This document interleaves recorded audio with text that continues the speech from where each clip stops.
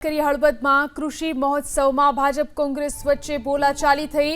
નવા ઈસનપુર ગામે સરકારી કાર્યક્રમમાં ભાજપ નેતાઓ ખુરશી પર બેસતા વિવાદ થયો। સરકારી કાર્યક્રમમાં સરપંચ તેમજ સરપંચના પતિઓને નીચે બેસાડવામાં આવ્યા। ભાજપના કેટલાક નેતાઓને ખુરશી પર બેસાડવામાં આવતા વિવાદ થયો। ધારાસભ્ય પ્રકાશ વરમોરાની હાજરીમાં ખુરશી મુદ્દે વિવાદ થયો। લાંબી રકઝકના અંતે તમામ નેતાઓને નીચે ઉતારી દેવામાં આવ્યા। તાલુકા જિલ્લા પંચાયતના મહિલા સદસ્યના પતિ સ્ટેજ પર જોવા મળતા વિવાદ થયો। સ્ટેજ પર ધારાસભ્ય પ્રકાશ વરમોરાના ભાષણ દરમિયાન પણ હોબાળો થયો।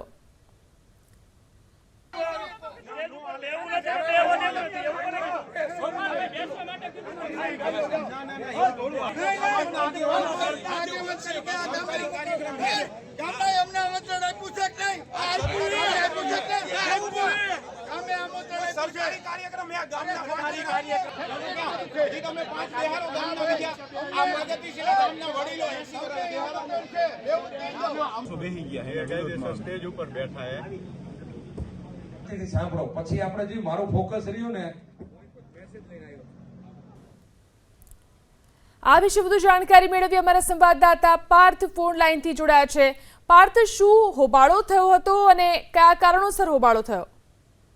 હળવદના નવા ઈસનપુર ગામે આજે કૃષિ મહોત્સવ હોય અને તેમાં જે ચૂંટાયેલા સભ્યો હોય તેમને પણ આમંત્રણ આપવામાં આવ્યું હતું। આ એક કાર્યક્રમ દરમિયાન ભાજપ અને કોંગ્રેસના બંનેના જે સદસ્યો હતા ત્યાં હાજર હોય અને કોંગ્રેસ દ્વારા એવો આક્ષેપ જ્યારે કરવામાં આવ્યો કે જે ચૂંટાયેલા મહિલા સદસ્યો છે તેમની જગ્યાએ તેમના પતિને સ્ટેજ પર સ્થાન આપવામાં આવ્યું હોય, જે આ વાતને લઈ અને બંને વચ્ચે વિવાદ થયો હતો અને ભાજપ અને કોંગ્રેસના કાર્યકરો વચ્ચે રકઝક પણ ચાલુ થઈ હતી। આ દરમિયાન જે હળવદ ધાંગધ્રાના જે ધારાસભ્ય છે પ્રકાશ વરમોરા પણ સહિતના જે અધિકારીઓ છે તે પણ હાજર હતા।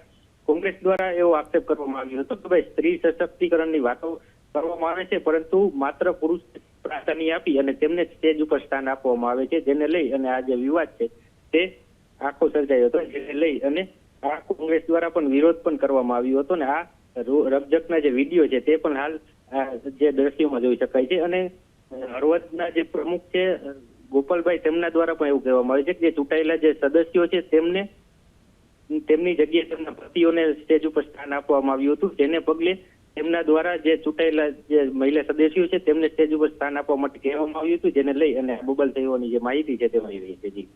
જી આભાર તમામ જાણકારી આપવા માટે। તો જે ઘટના બની છે તેમાં સરપંચ અને સરપંચના પતિઓને નીચે બેસાડવામાં આવ્યા હતા અને આખો વિવાદ શરૂ થયો, હોબાળો મચી ગયો। આ બબાલની અંદર જ્યાં તાલુકા જિલ્લા પંચાયતના મહિલા સદસ્યના પતિ સ્ટેજ પર જોવા મળતા વિવાદ થયો। સ્ટેજ પર ધારાસભ્યનું ભાષણ ચાલી રહ્યું હતું। પ્રકાશ વરમોરાના ભાષણ દરમિયાન પણ હોબાળો થયો।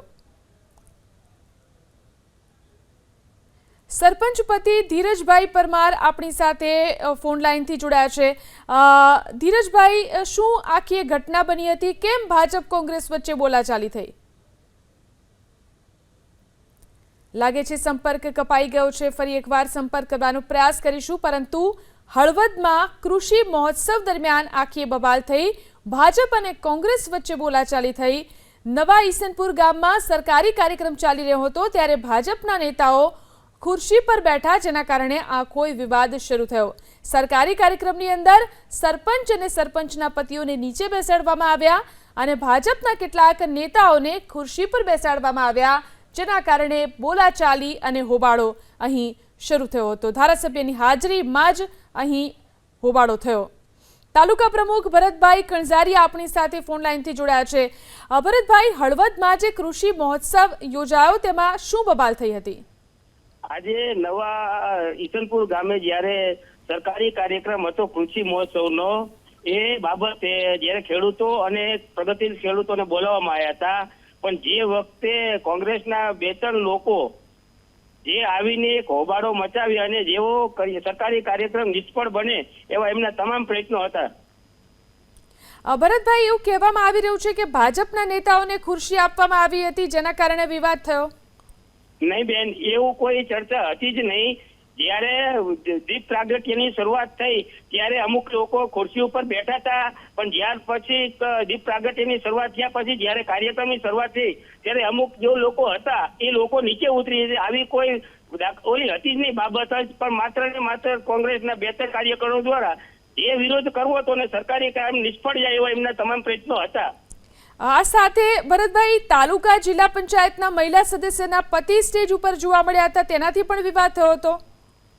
પણ મહિલા જિલ્લા પંચાયત અમારા ટીકરના સદસ્ય એમના પત્ની હતા, પણ એ તો હાજર નહોતા. પણ જે ધર્મેન્દ્રભાઈ હેરવાડિયા કરીને એ તો ખેડૂત અગ્રણી હતા, એટલા માટે એમને સરકારી ટીડીઓ સાહેબે બોલાવેલા હતા, એટલા માટે એ સ્ટેજ ઉપર હતા.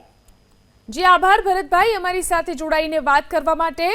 તો હળવદમાં કૃષિ મહોત્સવ દરમિયાનના દ્રશ્યો છે કે જ્યાં ભાજપ કોંગ્રેસ વચ્ચે બોલાચાલી અને વિવાદ થયો હતો.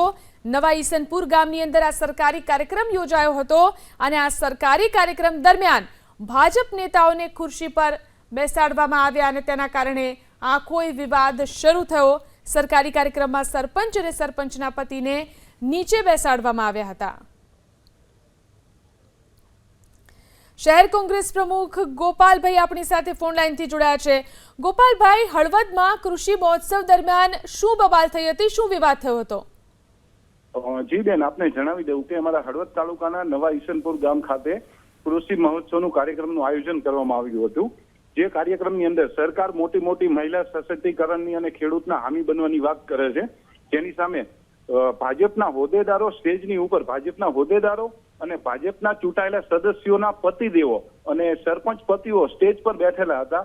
જે પ્રોટોકોલ પ્રમાણે અમે ત્યાં જઈને વિરોધ નોંધાયો કે આ યોગ્ય નથી, છતાં પણ અમારી વાત માનવામાં ન આવી અને ભાજપના જે એક ચૂંટાયેલા સદસ્ય છે, જે પહેલા કોંગ્રેસમાં હતા, પક્ષ પલટું છે, કૌભાંડના આરોપીઓ છે, જુગારની અંદર જે પકડાયેલા ભાજપના હોદ્દેદારો છે, જેને ભાજપ દ્વારા સસ્પેન્ડ કરવામાં આવેલા છે, એવા બિન અધિકૃત વ્યક્તિઓ સ્ટેજ ઉપર બેઠેલા હતા, જેનો અમે સખત વિરોધ કર્યો ધારાસભ્યની હાજરીની અંદર.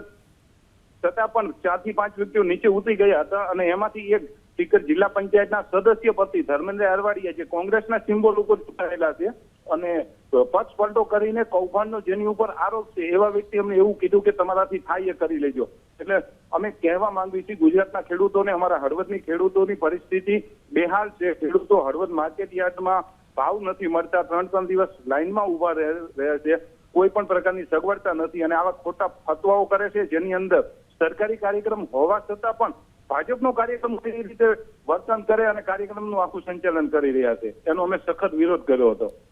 જી આભાર ગોપાલભાઈ, અમારી સાથે જોડાઈને વાત કરવા માટે. તો ભાજપ અને કોંગ્રેસ બંને એકબીજા પર આરોપ પ્રત્યારોપ લગાવી રહ્યા છે. આ કાર્યક્રમ જે કૃષિ મહોત્સવ હળવદની અંદર જે યોજાયો તેમાં ભાજપ અને કોંગ્રેસના કાર્યકરો વચ્ચે બબાલ થઈ, સ્ટેજ ઉપર બબાલ થઈ. નવા ઈસનપુર ગામનો આ સરકારી કાર્યક્રમ હતો અને સરકારી કાર્યક્રમની અંદર ભાજપના નેતાઓને ખુરશી આપવામાં આવી તે પ્રકારનો આરોપ લગાવી રહ્યા છે.